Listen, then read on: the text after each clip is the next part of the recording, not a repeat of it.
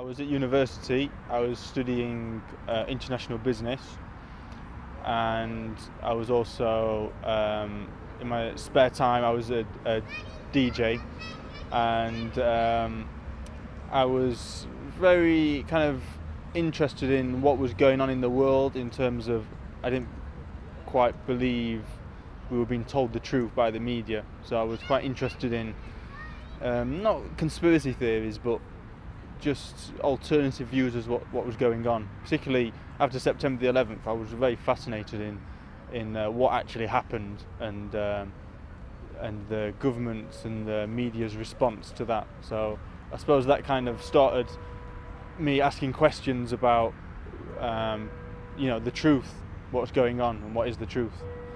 Well, I'd met a Muslim, and they'd passed me on some leaflets about Islam.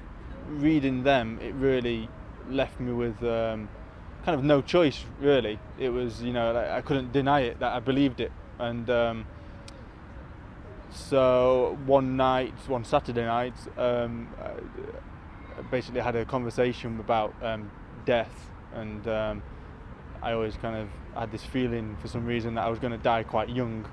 So I thought, well, I better become Muslim before I die.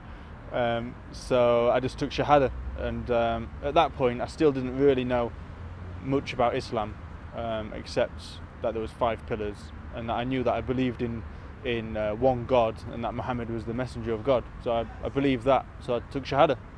And, well, it was probably quite a few months afterwards I lost touch with the Muslim that I had initially met.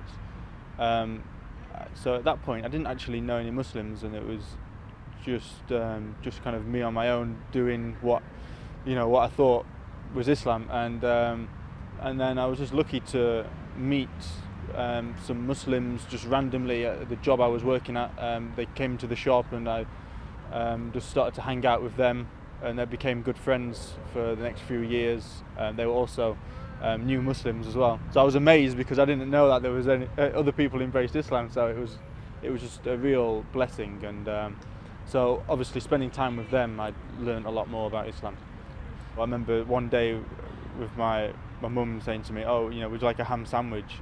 And I was like, "Oh, well, I'm not really eating ham at the moment." And she was like, "Oh, why is that?" And I was like, "Oh, since I became Muslim." And it was like, "What was that?" And since I became Muslim. And she was like, "You're not a Muslim." And I just said, "Well, I believe in one God, and I believe Muhammad's the messenger of God, so I have to, therefore I am a Muslim." So she was just like a bit confused, like, "Oh." But I had it very easy compared to a lot of people whose family and friends, disown them. I had it very easy. My parents were very liberal and laid back, and they've always been like that. Always kind of let me find my own way. So, yeah, very lucky. Some Muslims might think that becoming Muslim is like the end goal, but really, becoming Muslim is just the start. And when you pursue the path, everything changes in your life. And I think also it puts people off Islam, because they realise that things are going to change.